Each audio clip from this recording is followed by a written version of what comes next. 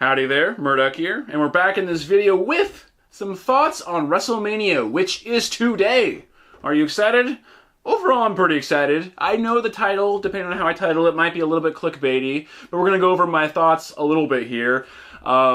Really with this video, what I wanted to focus on is what I am not excited about going into WrestleMania, but what I'm excited about going into WrestleMania. I'm an optimistic person going into the show. Like, this is my general, very base feelings.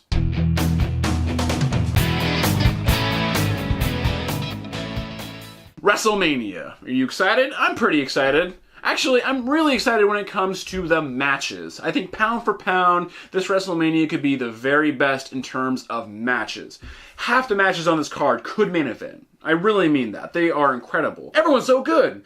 Everybody is so good. Have you noticed that? So anyhow, so going in, super excited for the matches. What I'm not super excited about is the stories. The stories, for the most part, either are a little contrived or otherwise thrown together. I'm not super into that. The only story I'm legitimately interested in is pretty much the tag match with Shane and Daniel Bryan versus Sami and Kevin. That one has been building for a while, and quite frankly, up until Daniel being cleared, it was played out. I was done seeing those three, and really those four, still including Daniel Bryan, doing what they were doing. It's hard to imagine what they would have done without that story. It's the most compelling story, like, automatically going into WrestleMania. I'm sure there are plenty of people who are, like, really huge Brock or Roman Reigns fans, and they're probably digging that, and that's fine. Like, I think it's going to be a hard-hitting, match. It's going to be cool, right? But, man, when the stories, I don't care that much, to be honest. Like, it was initially kind of tantalizing because of Roman's sort of, like, shoot-style thing, and then they did it every week, and it was like, Like, it was great. That first one was amazing, and then after that, it's like, It's kind of like what John's been doing with the whole Undertaker thing. It was kind of okay at first. Now it's just like, just stupid. Just hokey. I have faith that if this match happens, it could be cool. Or it will be cool. But him calling him out every week, what makes it cool is that, and I'm not trying to steal this from my buddy Bernard Boo over WrestleBoo, but he's completely right. The thing that makes this cool is that it has been so one-sided, which they've actually generally done in recent years with the Undertaker story going into WrestleMania, is that whoever he's wrestling basically does pretty much all the work going in. But in the past, they have done the lightning bolt, or lights go out, or smoke, or like the monks or whatever come out chanting, or you see a casket. This time's like, it's literally nothing. That is interesting. I'll give him that. But the whole act of John coming out and doing his shtick and calling him out and getting the crowd involved in a super cheesy way and acting like, feigning one direction and then like going to the camera like, but maybe, fucking over it. Like, come on, John, you're better than that, I think. But anyhow, so the stories I'm not super into. I feel like a lot of them are just sort of thrown together, or they're just babyface versus babyface kind of matches. I feel like if you look up and down that card, almost all the matches feel that way to some degree. Like, I know the booking would suggest that, maybe they're not exactly babyface versus babyface. Like, okay, like Roman's booked as the babyface and Brock is kind of booked as the heel, but let's be real here. Roman gets mixed reactions. He's only kind of a babyface in name only in a lot of ways. Yeah, he gets cheers, but he also gets a lot of boos. And people still love Brock. People love Brock and they love Paul. And even when Brock is at his most dastardly, beating the frickin' shit out of Roman, when he's handcuffed and all that, he doesn't get entirely booed. Like, a lot of fans legitimately love seeing that. I mean, it's a complete heel move.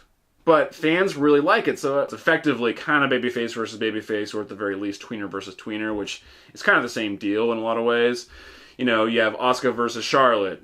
Everybody loves both of them, right? You have AJ Styles versus Shinsuke. That's literally all about everybody likes both of us. The IC three-way, Miz is traditionally a heel, but okay, so you have the two baby faces that are definitively baby faces in Seth and Finn, but for me, and I don't know if I'm the only one who feels this way, but last week on Raw, with Miz talking about his kid and setting an example and all that, and it's like, having Miz, like, talk about being a dad makes him likable, quite frankly. He's being, like, sneaky and conniving with his Miz TV segments, but you don't I don't totally buy it as like a heel move at this point because it's silly, you know, and it's kind of fun to watch him do his thing, and so he's kind of too likable. And the dad thing sort of put that likability over the top for me. You know, you have the U.S. title match, which has essentially 3 baby faces and 1 heel in Jinder. Jinder is the only true heel in that group. Yeah, Rusev is booked as a heel, but once again, everybody loves him, and Rusev Day is super over. So you essentially have 3 baby faces there, and Jinder's the only legitimate heel. Kurt and Ronda versus Triple H and Stephanie. Okay, they're obviously taking the heel not point of view, but the heel side of that match or whatever. And okay, they're heels, you know, but everybody loves Triple H, and you know Stephanie is a true heel still. You know, if you're anything beyond a casual fan, and you know, say if you're on social media and stuff, you see all the work that she does publicly, comes across as a pretty good person. So it's kind of hard to truly hate on her. You have like Braun versus the Bar. Everybody likes both those teams. We call it teams, I guess. You know, Alexa Bliss is a legitimate heel.